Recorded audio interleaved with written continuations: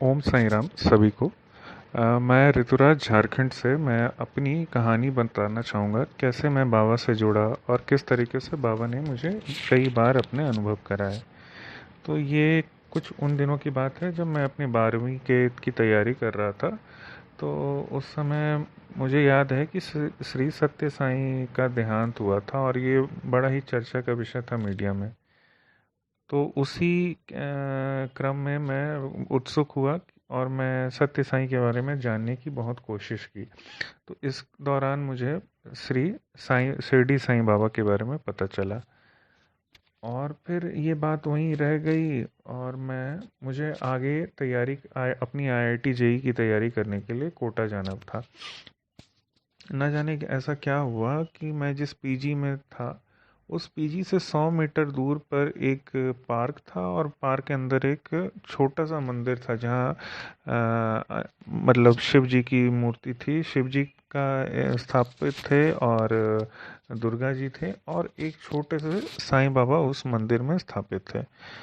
और वो छोटे साईं बाबा का जो स्वरूप था वो इतना मुझे रोज आकर्षण देता था। वो मुझे अपनी ओर इस तरीके से खींचता था कि मैं जाने लगा बाबा के पास। शाम में अपने हाथ जोड़ करके नमन जरूर करता। और उसके बाद फिर मेरी लाइफ में ना वो मैं जबकि बाबा को नहीं जानता था, हर जगह मुझे बाबा दिखने लगे। पोस्टर में, फोटोज में, हर जगह बाबा दिखने लगे। कुछ दिनों बाद मैंने एक किताब की दुकान पर बाबा की एक साईं सच्चरित्र भी पड़ी हुई थी। तो मैं नहीं जानता था, मैं उसे ले आया और तब मुझे बाबा के बारे में और गहराई से जानने को मिला। उसके बाद मैं हर दिन जब कुछ ना कुछ इस तरीके से बाबा से अनुभव की मांग करता और बाबा मुझे वो पूरा करते। तो ये बाबा के लिए ना मेरे मन में इतना डीप कनेक्शन बन गया और मुझे पूरा विश्वास था कि बाबा मेरे साथ हैं। पूरा विश्वास था उस दौरान। और बाबा थे मेरे साथ और अभी भी हैं। तो इसके बाद इस तरीके से रोज ऐसे एक ऐसा लगता था कि कोई है मेरे साथ, कोई है जो मेरा ख्याल रख रहा है, जो इतना मेरी बातें सुन रहा है, समझ रहा है। फिर ये बात थी इस तरीके से आईआईटी का मार्च अप्रैल के आसपास, जितना मुझे ध्यान है, परीक्षा का दिन भी नज़दीक आ गया, अप्रैल में शायद। तो उस आईआईटी की परीक्षा की तैयारी मैंने की तो अच्छे से थी। उसमें मेरे 3 विषय थे, केमिस्ट्री, फिजिक्स और मैथ्स। मैथ्स मेरा बहुत ही पुअर था और मुझे डाउट था कि मैं कट ऑफ भी नहीं निकाल पाऊंगा। और मैं सच बताता हूँ, नहीं निकाल पाता मैं। और जब मैं बाबा के सामने मैं एग्ज़ाम के पिछले रात बहुत रोया, बहुत रोया। और इस तरीके से बाबा को बोला कि मेरी लाज बचा लेना बस तुम। और सच बता रहा हूँ मैं, मतलब ऐसा ये चमत्कार ही बाबा का है, पूरा का पूरा चमत्कार है बाबा का। मैं एग्ज़ाम हॉल में गया। मेरे अ, मेरा एग्ज़ाम अच्छा गया। मेरे कुल मिला के मैथ्स में मैं सोच रहा था कि कहीं 10-12 आ जाए, मेरे 40 के ऊपर आए और मेरा कट ऑफ भी क्लियर हुआ और मुझे आईआईटी में मेरा रैंक भी आया। फिर और इसके बाद है ना, बाबा मेरे लिए क्या अच्छा है क्या बुरा है वो खुद बाबा डिसाइड कर देते थे। और मुझे कभी भी किसी मुसीबत में पड़ने नहीं दिए और हमेशा वो मेरा रास्ता सुगम बनाते गए। कई दफ़ा मेरे जितने भी एग्ज़ाम, चाहे वो गवर्नमेंट जॉब की तैयारी की एग्ज़ाम हो, चाहे और भी मैंने बीच में एग्ज़ाम दिए, हर किसी को मैं आंख बंद करके बाबा को याद करता था। बाबा बोलते थे कि तुम जाओ ना, तुम देखो। और सच में किसी ना किसी रूप में बाबा थे और मेरा हर एग्ज़ाम में बाबा ने सफलता दिलाया मुझे। और उसके बाद और भी एक बार एक फ़कीर मेरे घर पर आए और उन्होंने, वो बाबा के ही रूप में थे, उन्होंने कुछ भी मेरे घर से नहीं लिया। बस बहुत ही आग्रह करने पर उन्होंने कुछ थोड़ा चावल और दाल लिया। और वो बता रहे थे, पूरी घर की कहानी बता रहे थे। फिर वो बता रहे थे कि कि तुम्हारा जो बेटा है वो साईं का भक्त है और तुम उसे छोड़ दो, वो साईं जो करेंगे उसके लिए अच्छा करेंगे, साईं उसको बहुत दूर लेके जाना चाहते हैं। और ये बात सही है, सच है। इस तरीके से वो घर के अंदर भी नहीं आए, वो घर के बाहर से ही वो सारी बातें बताने लगे। और मतलब ये मुझे कितना अच्छा अनुभव लगा कि बाबा का प्रेम देखो मेरे घर तक चले आकर वो मेरे बारे में सोच रहे हैं। वो मुझे बहुत ही, आज भी मैं सोचता हूँ तो मुझे बहुत अच्छा लगता है। खैर मैं तो नहीं मिल पाया था उस बार उनसे, लेकिन मुझे ये अनुभव सच में बहुत प्यारा लगता है। इसी अनुभव से मिलता जुलता अनुभव एक और भी है कि मेरे घर के जस्ट पड़ोस में एक आंटी रहती हैं। वो एक समय बहुत चिंतित थी अपनी बेटी की शादी को लेकर के, और वो अपनी कहानी मुझे बताती हैं कि वो बाबा को इस तरीके से कुछ नहीं मानती थी। मतलब वो ऐसा था कि कहीं पर वो सोशल मीडिया पर ओम साईं राम लिख देती थी, बस उतना ही। और एक बाबा की छोटी सी फोटो उनके घर पे पड़ी होती थी, तो वो देख करके उनको हाथ जोड़ लेती थी।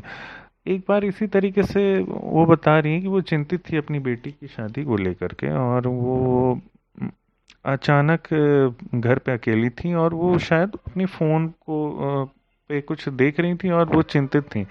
तो अचानक उन्हें साईं राम का आवाज़ सुनाई दिया, और उन्हें कुछ नहीं समझ में आया। वो एक जगह कुछ चेंज अपने इकट्ठा करके रखती थी, वो हाथ में, उनको कुछ नहीं समझ में आया, जितना हुआ वो उठा लिया उन्होंने। और वो सीढ़ियों से नीचे दौड़ पड़ी। उन्हें ये भी नहीं समझ कि कौन आया है, क्या आया है।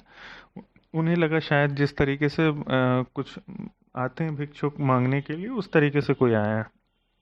वो अपने घर के नीचे उतरी, और उनके घर से वो सामने का गेट बहुत दूर था, लगभग 30-40 मीटर दूर था। तो उन्हें उतना क्लियर नहीं था कि कौन है। जब वो पास थोड़ी गई तो वो देखती हैं कि एक व्यक्ति मराठी ड्रेस में, वो एक खादी जैसे शर्ट पहनते हैं और थोड़ा सा लूज पजामा वाइट कलर का, और सिर पे एक टोपी, उस तरीके से एक आदमी है जो कि मेरे उसी कमरे की तरफ देख रहा है जो मैं बैठी हुई थी, उस कमरे से सटे हुए बालकनी का। और वहाँ तुलसी जी का पेड़ है। उनको देख करके वो बोल रहे हैं कि तुम्हारे घर साईं बाबा एक बार आ चुके हैं, और वो कह रहे हैं कि मैं यहाँ तुमसे कुछ लेने नहीं आया हूँ, मैं ये बताने आया हूँ कि तुम्हारे सारे काम 2 महीने बाद बनने लगेंगे, और तुम जल्द ही शिरडी आओगी।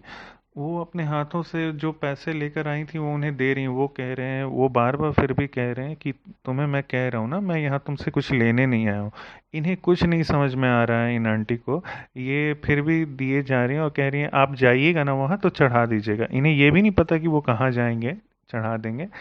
और फिर वो कह रहे हैं कि तुम्हारे, वो फिर भी अपने हाथों में उन पैसों को फिर ले लेते हैं। और वो 5 रुपए या 10 रुपए जो भी था वो ले लेते हैं। और उनके बार बार आग्रह करने पर वो लेते हैं कि ठीक है। और फिर जब वो मुड़ करके जाने लगे तो उन्हें ध्यान आया कि अरे ये तो साक्षात बाबा ही हैं। तो जैसे ही वो मुड़ी, वो मुश्किल से 5 कदम ही चली होंगी, 10 कदम। वो पीछे मुड़ करके जब उनको आभास हुआ वो मुड़ी गई, वो देखती हैं कोई भी नहीं है। और रोड के सारे तरफ उन्होंने ढूंढ लिया। वो बहुत ही ऐसा नहीं था कि वहां पर से कोई इतने देर में चला जाता उन्हें पता नहीं चलता। वो रोड के आगे तक गई, उन्हें कोई आदमी नहीं मिला।